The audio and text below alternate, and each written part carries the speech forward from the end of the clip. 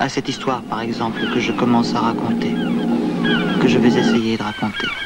Ce qui m'a toujours paru étonnant, quand on me raconte une histoire, à la télévision par exemple, dans ce qu'ils appellent une dramatique, c'est que les choses s'y enchaînent du début jusqu'à la fin de façon logique, bien sage, bien continue.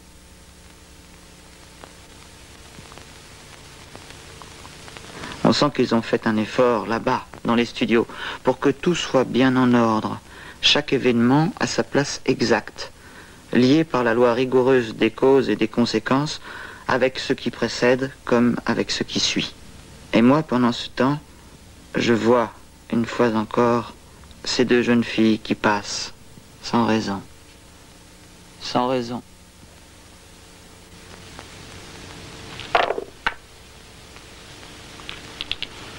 Mais il faut que j'essaie de vous expliquer. Ces histoires qu'on vous raconte à la télévision et qui s'enchaînent ainsi de façon bien logique, bien continue, bien rassurante, elles sont faites seulement pour vous endormir. Quand il se passe de vraies choses autour de vous, vous l'avez remarqué, c'est tout à fait différent. Une pièce policière à la télévision, elle se termine toujours par la remise à sa juste place de chacun des éléments de l'enquête. Et il n'en manque jamais un seul, et il n'y en a jamais un de trop, si petit soit-il. Tout s'explique à la fin. Tout devient clair. Et l'ensemble se transforme en un objet lisse et fermé, tout rond, comme une sorte d'œuf, incassable et transparent. On dirait de la conserve stérilisée, hygiénique et sans goût. L'histoire de France pour les enfants des écoles, quelque chose comme la mort. Parce que dans votre vie, ou même dans les journaux, quand vous lisez de vraies histoires criminelles ou passionnelles, ou les simples faits divers, ça ne se passe jamais comme ça.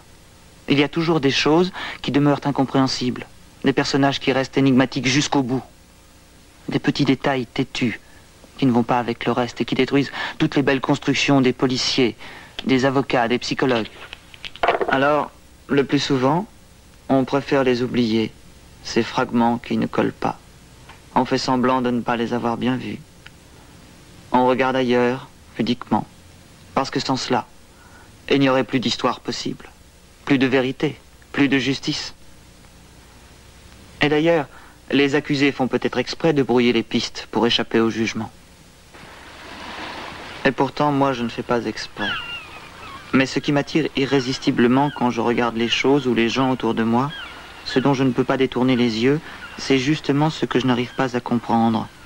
Les mots détachés de leur contexte, les gestes en suspens, les images saisies à l'improviste, les images dont le rapprochement semble dû au hasard, tout ce qui résiste à mes explications.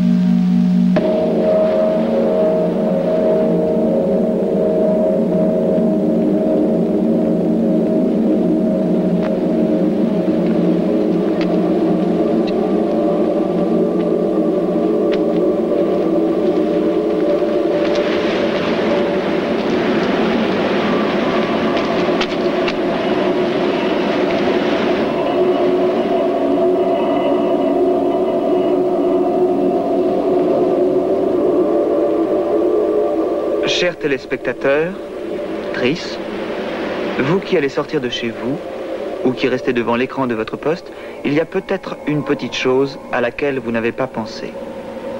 Un jeu, ça ne signifie jamais rien à l'avance. C'est le joueur qui invente la partie. Et le joueur, c'est vous. Les images que votre regard dérobe, ici et là, ce ne sont que des images. Elles n'ont pas de sens attaché à elles comme une nature indélébile. Elles n'ont pas d'autre sens que celui dont vous aurez fait vous-même le choix. L'ordre rassurant, l'ordre désespérant, c'est vous qui le faites, par paresse ou par peur.